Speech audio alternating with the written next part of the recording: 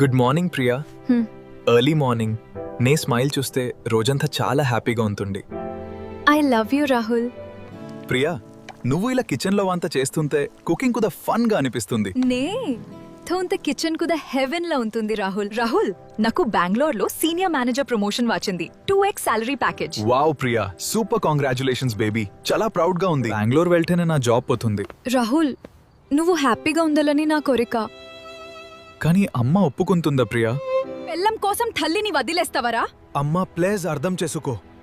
Priya career important. అయితే ఆ పిల్లకి డివోర్స్ ఇవ్వు.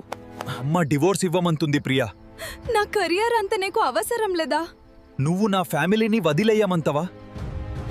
నేను వెళ్తున్నాను రాహుల్.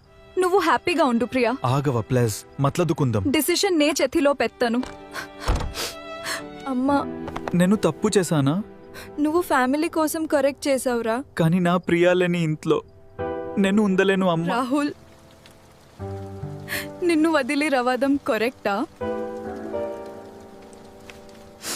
ప్రియా ఆగు. నువ్వు లేకుండా నేను ఉండలేను. రాహుల్, నువ్వు ఇక్కదా. నా కెరియర్ కన్నా నువ్వే ముఖ్యం ప్రియా. ఇంటికి పోదాం.